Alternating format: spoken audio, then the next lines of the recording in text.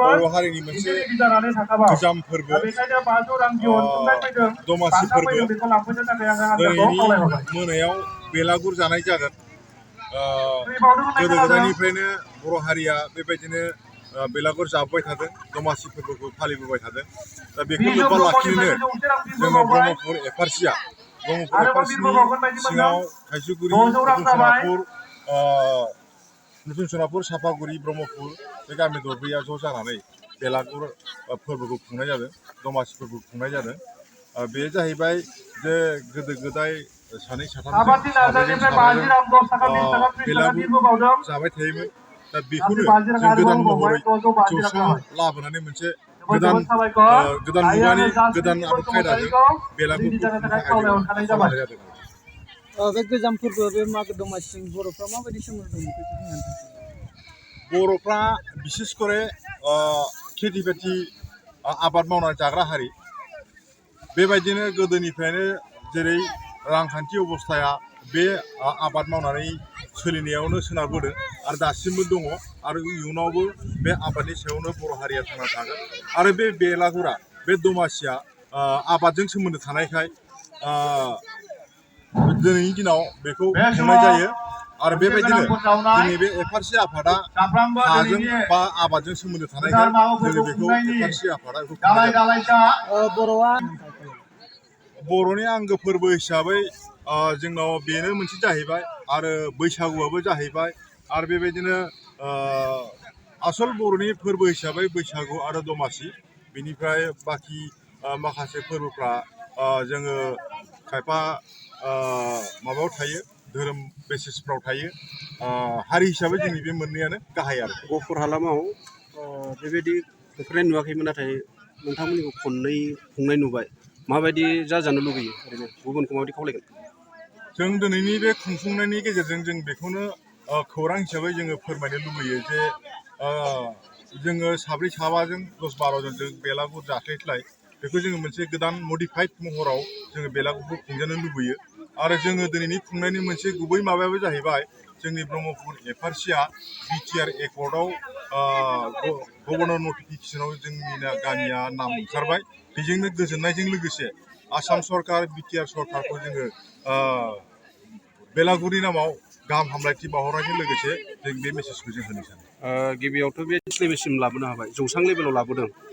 बे मागो जानायखौ मा बुंगोन?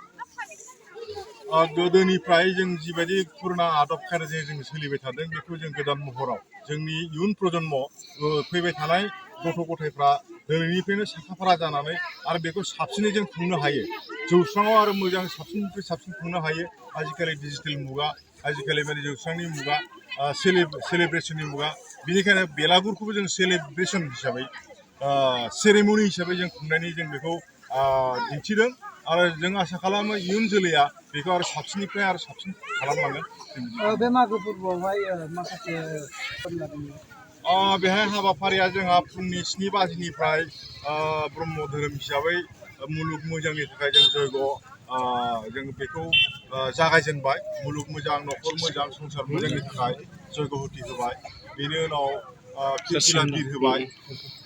बेनि उनाव जोंहा माखासे थुनलाइयारि बादायनाय जेरै कुइज कम्पिटिसन, खन्थाइ आवरायनाय बायदि बायदि जोंहा बेफोर हाबाफारिफ्रा थांबाय। दा जोंहा जिथुनाखि जोंनि माहारिनि मोनसे माबा हिसाबै संनाय खावनाय, बेलागुरनि दमासिनि सावनाय हिसाबै सिथाव, फिथा बेबायदि सावनायफोरखौ जोङो मोनसे दिन्थिफुंनाय डेमनस्ट्रेसन हिसाबै जों बेखौ मावखांबाय।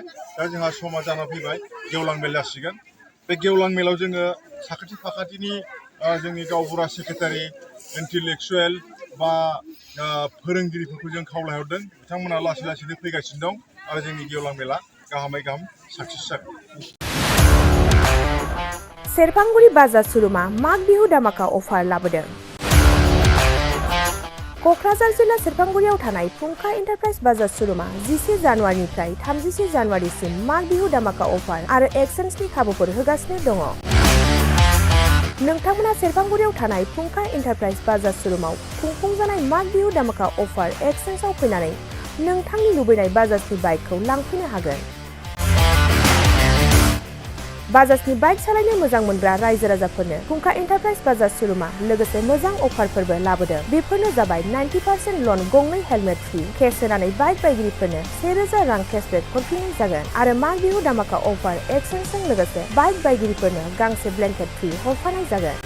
फुंखा एन्टारप्राइज बाजाज शोरूमा आरो मोजां खाबुबो होबावदों। 500 रां होग्रोनानै गोसोबायदि बाइकखौ आवग्रिना दोननो हागोन आरो गासै गारिजों लोगोसे मोनफा मोनफायै इस्यु गिफ्ट हरफानाय जागोन। आबुङै मिथिबावनो थाखाय 8135872656 आरो 9101547892 जानबुं नम्बराव खौरां लाहरनो हागोन।